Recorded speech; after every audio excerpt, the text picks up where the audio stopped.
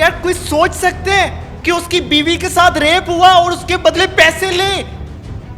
जब मुझे होश आता है सर, तो मेरे ये हाथ पाँव वगैरह ना बिना कपड़े पे सर मेरे बेड पे सर जो उन्होंने सर मेरे बांधे होते मेरे कहती थी आप मेरे घर आए, आप मेरे घर आके काम करें झाड़ू तपड़ी का। मैंने कहा नहीं, मैंने काम नहीं करना। मैं ना एक दिन बच्चों के लिए खाना पका रही थी, किचन में थी मैं, दरवाजा से लॉक किया, मैंने दरवाज़ा खोला, कहता आपको ना आसिया आंटियाँ बुला रही। मैं कहा भाई आप जाएँ, मैंने नहीं आना। मैं जब जाती हूँ तो तीसरे पोर्शन पे सर कोई नहीं होता, ना आंटी आसिया होती ना कोई नहीं होता घर में। सर वो मैंने कोल्डन पिए, उसे पीते साथ सर जो मेरा एकदम से मेरा सर भारी होने लग जाता है। जो सर दिशान होता है वो सर वो मेरी ना तस्वीरें वगैरह बनाता है सर। शान कौन है? दिशान सर ये जो आसिया आंटी है ना उनका बेटा है सर। 4 बजे से लेकर उन्होंने पूरी रात सर मुझे अपने जो पास रखा है सर। उन्होंने 5 जो लड़के थे थाने में लेके आए थे। मैडम मेरे बाल खींच के सर मैडम मेरे मुंह पे चपेटे मारती है। क्यों? कहती है आप सुलह की तरफ आ जाओ, अगर आप सुलह की तरफ ना आई तो मैं फिर दोबारा उन 4-5 को बुलाऊंगी, बुला के आपके साथ ज्यादती करवाऊंगी। इन दरिंदों ने मेरी वाइफ का वो हाल किया। मैं बस मेरे अल्लाह ही सर जानता है। उनके जिस्म पर कपड़े नहीं थे। जो वैदिक बाल भट्टी है नून ली का यूसी 229 में, वो उनके पीछे आता है मुलजिम के, कैसे जो को रिश्वत दे के 20,000 रुपये दे के उसको छुड़वा के ले जाते हैं। मेरी वाइफ को थप्पड़ मारे मेरे सामने, मुझे मारा अमीन है या सही नहीं है, हमारा क्या कसूर था? हम लोग यहाँ पर इंसाफ लेने के लिए आते हैं। अस्सलामुअलैकुम, आप टीवी से मैं हूं फैसल खान सूरी। आज की कहानी है महविश नामी खातून की, जो घरेलू मुआशी हालात ख़राब होने की वजह से आसिया नामी खातून से डिस्कस करती है कि मुझे कहीं पे काम लगवा दो।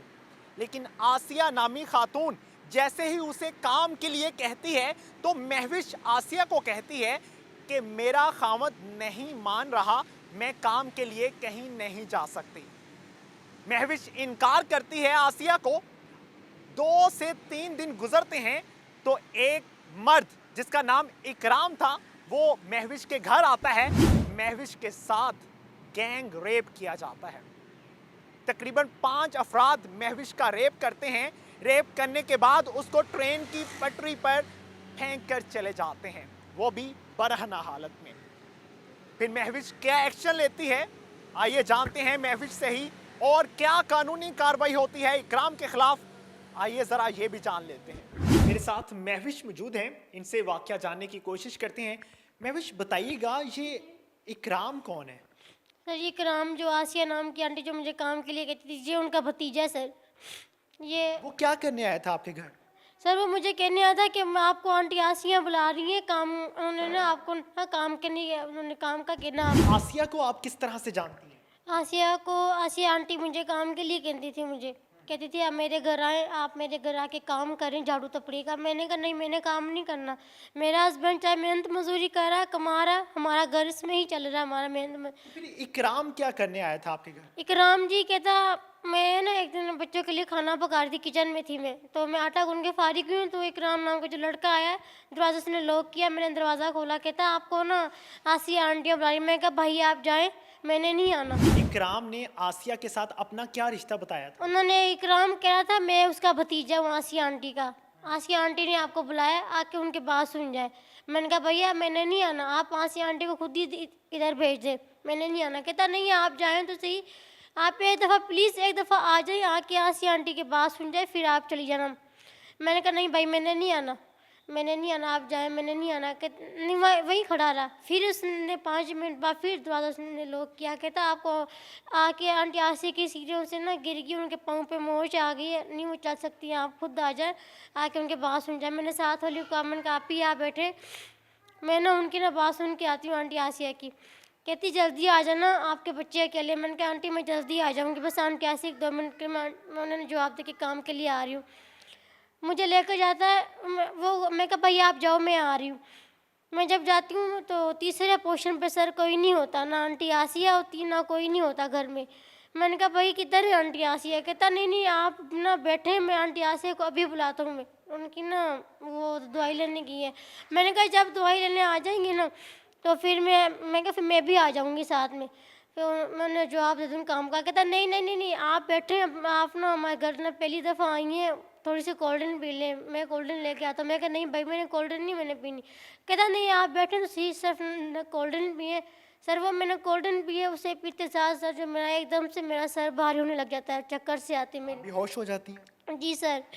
सर जब मुझे होश आता है ना सर, तो मेरे ये हाथ पाँव वगैरह ना बिना कपड़ों पे सर मेरे बेड पे साथ जो उन्होंने सर मेरे बांधे होते मेरे मैं जिसमें सर कपड़े नहीं होते, मेरे हाथ पाँव बांधे होते।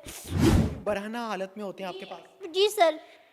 सर जो सर दिशान होता है वो सर वो मेरी ना तस्वीरें वगैरह बनाता है सर। निशान कौन है? दिशान सर ये जो आसिया आंटी है ना उनका बेटा है सर।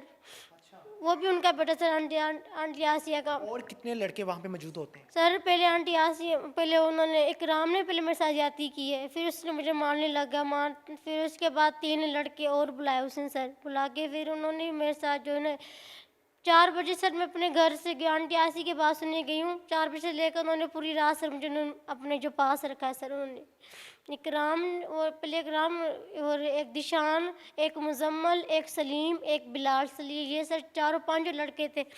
तो मुझे जो इकराम था वो मुझे धोखे से लेकर गया सर मुझे। आपको फिर कहाँ पे छोड़ कर गए थे? सर वो ट्रेन की पटरियों पे बिना कपड़ों पे सर, मेरे जिस्म पे एक उन्होंने चादर छोड़ दी थी, पतली सी थी बिल्कुल जाली के जैसे, दुपट्टा ऐसी थी मेरी सर, वो मैंने अपने जिस्म पे ओढ़ के सर मैंने ना एक पास में से अंकल गुजरा था, मैंने जिस्म अपना अच्छी तरह से कवर करके मैंने उन्हें आवाज़ दी, उन्होंने मेरी बात सुनी, मेरे पास आया, उन्होंने कहा बेटा क्या बात है, क्या हुआ है, कौन हो आप, कहाँ से आई हो? मैंने कहा सर मैं रोने लग गई। तो उन्होंने मुझे कहा आप ना ऐसे करें, कोई किसी घर वाले का नंबर याद है आपको? मैंने कहा मेरे हस्बैंड का याद है। उन्होंने मेरे हस्बैंड को फ़ोन किया सर, मेरे हस्बैंड आए मुझे अपने साथ सर लेकर, उन्होंने जब मैंने देखा मेरे हस्बैंड सर रोने लगे, उन्होंने कहा कि ये आपका असर किसने किया? आपने घर आके FIR कटवाई फिर थाने में जाके? FIR सर हमारी 1 माह बाद जो हमारी काटी गई है। क्यों इतनी लेट क्यों? सर उन्होंने कहा जी थाने ले जाती थी, थाने कहते थे नहीं हाँ, आज काटेंगे, कल काटेंगे, आज काटेंगे, ये कल काटेंगे। फिर हमने मीडिया में आए, थाने का SHO कौन था? जाटी कहता था अपने आप को। तो कहता उसने FIR 3 माह बाद कटी? जी 1 माह सर 1 माह बाद? जी सर। फिर उसके बाद जब अगले दिन मैं जाती हूँ सर, मैं थाने जाते हैं, एक मुजरिम को सर जो है ना वहाँ उठाया जाता है, इकराम नाम के लड़के को, मेरे सामने सर उन्हें 20,000 रुपये देता है। पुलिस को? जी सर जट को उन्हें सर 20,000 रुपये देते हैं, 20,000 रुपया वो लेता है अपनी जेब में, गिन के मेरे आंखों के सामने गिनता है, गिन के जेब में डालता है। फिर जो इकराम नाम का लड़का है उसे छोड़ देता है, उसके हाथ में पहले हाथ कहीं लगी होती फिर उसे छोड़ता है सर। फिर उसके बाद कहता है आप लोग भी इनसे सुलह कर लो, ऐसे कर लो, मैंने ना आपको जितने भी हम चाहेंगे ना पैसे हम आपको मुँह मांगी रकम दिलवाएंगे। पुलिस आपके घर आती है? जी सर आती है। क्या करने? सर हमें उठा के लेके जाती है, हम रात को सोए होते हैं, मैं आधी रात को 3 बजे का ये सर टाइम होता है, ये मैडम जो है इरम शहजाद ये भी आती हैं, वो एक और क्या कहते हैं आधी रात को ये आते हैं, हमें अपने एज सर मेरे हस्बैंड को ऐसे पकड़ती पीछे से सर, मैडम मुझे यहाँ से पकड़ती है, मुझे यहाँ से पकड़ के जैसे हमने गुनाह किया, हम खुद ही मुजरिम में वो है नहीं, उठा के हमें सर हमें गाड़ी में अंदर सर फेंकती है। हमारे बच्चे जो है ना एक सर जो मेरा बेटा है, एक सर उसके सर क्या कहते टांग पकड़ती है, घसीटते लेके जाती है, जैसे हम लावारिसों के सर बच्चे, जैसे हमने गुनाह किया सर हमने। कहती है आप हम थाने में लेके आते, मैडम मेरे बाल खींच के सर मैडम मेरे मुंह पे चपेटे मारती है। क्यों? कहती है आप सुलह की तरफ आ जाओ, अगर आप सुलह की तरफ ना आई तो मैं फिर दोबारा उन 4-5 को बुलाऊंगी, बुला के आपके साथ ज्यादती करवाऊंगी, ज्यादती करवा के फिर आपकी अकड़ टिकाने पे आएगी। अब नहीं आई, कहती आप तो मैंने खुद कुछ खुद भी करते देखा नहीं, आपके साथ उन्होंने कैसे रेप किया, कैसे किया, कहती अब मैं सर पे खड़ी के करवाऊंगी, मैं भी देखूंगी तो फिर ज्यादती कैसे होती है, रेप कैसे होता है।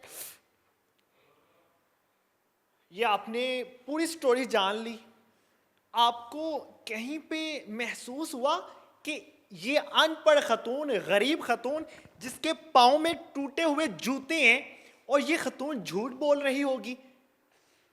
आप सोच सकते हैं, इमेजिन कर सकते हैं कि ये बंदी स्क्रिप्ट सुना रही है? मैं आपको बताता हूं कि हकीकत क्या हुई है। इरम शहजाद जो कि सब इंस्पेक्टर हैं जेंडर सेल की, वो खतून जब मुझसे मुलाकात करती है, मैं उसके पास पहुंचता हूं तो वो खतून कहती है कि ये बंदी एक एक लफ्ज स्क्रिप्टेड बता रही है, ये झूठ बोल रही है। ना ही तो मैंने इस पे हाथ उठाया, ना ही मैंने इसे सुलह के लिए जबरदस्ती की, और ना ही मैंने इसको कहा कि तुम रिश्वत ले लो, तुम पैसे ले लो, लेकिन हमारी जान छोड़ दो, सुलह करके पीछे हट जाओ। इंसानियत के नाते सोचिएगा कि अगर हमारे मुल्क में जुल्म बढ़ता गया तो जुल्म की इंतहा क्या होगी। मैं तो हैरान रह गया जब मैं इरम साहिबा से मिला, तो उस औरत ने, उस खातून ने, जो कि एक चेयर पर बैठी हुई थी, अच्छी पोस्ट पे थी, लेकिन उस खातून ने इस मजलूम के हक में एक लफ्ज भी अदा करने की तकलीफ नहीं की।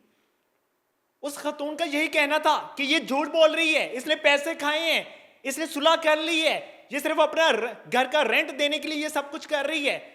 जब ये खातून वहां पे मेरे साथ मौजूद थी उस ऑफिस में, जब इसने रोना धोना शुरू किया तो उसका कहना था ये ड्रामेबाजियां कर रही है। इस तरह के बहुत से केसेस हमारे सामने आते हैं और हम रोज इस तरह के केसेस देखते हैं, लेकिन हमें पता है कि इस तरह की खवातीन सिर्फ पैसे के लिए ये रोना धोना करती हैं। ये वावेला सिर्फ इसलिए किया जाता है कि हमें पैसे चाहिए, चूंकि ये गरीब लोग हैं। जब मैंने उनसे कहा कि कोशिश कीजिए कि इन गरीबों के हकूक के लिए आप आवाज उठाएं, इनके लिए कुछ करें, तो उसकी नजरें नीचे झुक गई, चूंकि वो झूठी थी। मेरे साथ महविश का खामद भी मौजूद है, उससे भी थोड़ी सी आपको कहानी सुनाते हैं कि पुलिस ने किस तरह का सलूक किया। बशारत, बताइएगा कि आपने अपनी बीवी को किस हालत में पाया। सर बहुत ही बुरी हालत में मैंने अपनी वाइफ को पाया। मुझे एक अजनबी आदमी ने कॉल की, मैं वहाँ पर पहुँचा रात को 3 बजे। जाते मैंने उनको देखा, मेरे पाँव के नीचे से ज़मीन निकल गई, आसमान फट गया, मेरा कलेजा चीरा गया, मेरा दिल जो है वो दो हो गया कि ये क्या हो गया मेरे के साथ। और मेरी तो किसी के साथ दुश्मनी नहीं, मैं तो गरीब आदमी हूँ, सीधा सा बंदा हूँ। मैं सुबह अपनी मेहनत मजदूरी करने जाता हूँ, शाम को वापस आता हूँ। इन दरिंदों ने मेरी वाइफ का वो हाल किया। मैं बस, मेरे अल्लाह ही सर जानता है मुझे। आपकी बीवी बरहना हालत में थी, उनके जिस्म पर कपड़े नहीं थे, बिल्कुल नंगी थी। बिल्कुल, सिर्फ एक चादर थी, वो भी क्यों डाली।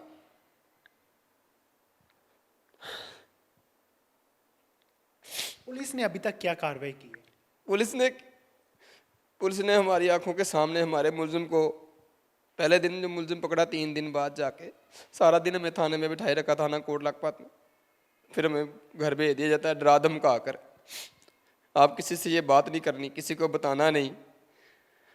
अगर आपने किसी को बताया या किसी से बात की तो आपको पकड़ के थाने में लाके बंद कर दिया जाएगा, आप पर FIR काट दी जाएगी। मुलजिमों की जानिब से भी हमें धमकियाँ मिलने लगी, जान से मारने की। तो 3 दिन बाद फिर हमें थाने बुलाया जाता है। फिर वहाँ पर हम जो है पुलिस जाती है हमारे साथ दिखलावा करने के लिए, मुलजिम को पकड़ के लेकर आते हैं। इकराम नामी एक मुलजिम है, उसको पकड़ कर लेकर आते हैं। फिर उसके पीछे आ जाते हैं जवेद इकबाल भट्टी है नून लीग का, UC 229 में, वो उनके पीछे आता है मुलजिम के। 20,000 रुपया दे के हमारी आंखों के सामने थाना कोट लखपत कैसे जो रिश्वत दे के 20,000 रुपया दे के उसको छुड़वा के ले जाते हैं। आपकी बीवी को और आपको मारा जाता है? जी बिल्कुल, तशद्दुद किया जाता है हमारे ऊपर। ये थाना गार्डन रोड में हमारी तफ्तीश हो रही है। 1 माह बाद हमारा मुकदमा FIR काटी जाती है। उसके बाद हमें तफ्तीश के बहाने यहाँ पे बुलाया जाता है, हमारे घर से उठा के लेके जाया जाता है यहाँ पे बच्चों समेत थाना गार्डन टाउन में। यहाँ की सब इंस्पेक्टर है, इरम शहबाज नाम है उसका, और अमीन ASI है। वो यहाँ पर लाकर हमसे ज़बरदस्ती करते हैं, हमें मारते हैं, मेरे बच्चों को मारते हैं। मेरी वाइफ को थप्पड़ मारे मेरे सामने, मुझे मारा अमीन ASI ने। हमारा क्या कसूर था? हम लोग यहाँ पर इंसाफ लेने के लिए आते हैं। आपसे ज़बरदस्ती सिग्नेचर भी करवाए गए थे सुलहनामा पे? जी सब कुछ करवाया गया। ये हमें कहते हैं आप यहाँ पर जो है ना अंगूठे लगाएं, हम मुलजिमों की गिरफ्तारी के ऑर्डर हैं ये, हम अदालत में जाएंगे, जज साहब को दिखाएंगे, जज साहब आपको बुलाएंगे, फिर आपने सब कुछ जो है ना जज साहब को बताना है कि हमारे साथ ये हुआ है। फिर जज साहब आप गिरफ्तारियों के ऑर्डर देंगे तो फिर हम मुलजिमों को पकड़ेंगे। आज इन्होंने हमें धोखा किया बहुत बड़ा हमारे साथ। हम पे मैं पढ़ा लिखा नहीं, मुझे नहीं पढ़ना आता क्या लिखा उस पर। हमारे जो वकला थे वो भी उनके साथ मिल गए, धोखेबाज ये वकला भी अपनी जेबें गर्म करने के लिए मुलजिमों का साथ दे दिया। उनसे पैसे ले लिए 50,000 रुपया और हमारे ऊपर डाल दिए। सर ये जुल्म हो रहा है हमारे साथ। इस गरीब शख्स के ज़रा हाथ देख लीजिए, ये बेचारा मेहनत मजदूरी करके अपने बच्चों का पेट पालता है। इस गरीब पे भी अगर आपने जुल्म करना है तो अफसोस है मुझे। मैं आपकी इज्जत करूं, आपको दुआएं दूं, आपको कहूं कि वाह क्या कमाल है हमारी पंजाब पुलिस। अफसोस अफसोस, मैं हैरान हूं, ये गंदे कपड़े पहनने वाला क्या कितने पैसे ले लेगा? पैसे लेके सुलह कर लेगा इज्जत के बदले। आप इमेजिन करेंगे, आप ये सोचेंगे कि आपकी बीवी के साथ 5 लोग रेप करें और आप पैसे ले लें उसके बदले? Can you imagine? यार कोई सोच सकते हैं कि उसकी बीवी के साथ रेप हुआ और उसके बदले पैसे ले? बीवी एक मुकद्दस रिश्ता, प्यार का, फिर बच्चे पैदा होना। एक बेटी है, 2 बेटियां हैं? 2 बेटी हैं मेरी। 2 बेटियां इनकी। इंसान जितना मर्जी गरीब हो, गिरा हुआ हो, नशेई हो, शराबी हो, बीवी को बेचता नहीं है। मर्द इज्जतदार जरूर होता है। मैं तो हैरान रह गया हूं इस पुलिस की कार्रवाई से। ये हमारी पुलिस का हाल है, ये मैं आपके सामने ले आया हूं। इंसाफ अब आप लोगों ने करना है, इनको इंसाफ नहीं मिल रहा, हकीकत ये है। इसी के साथ इजाजत चाहूंगा। अल्लाह ने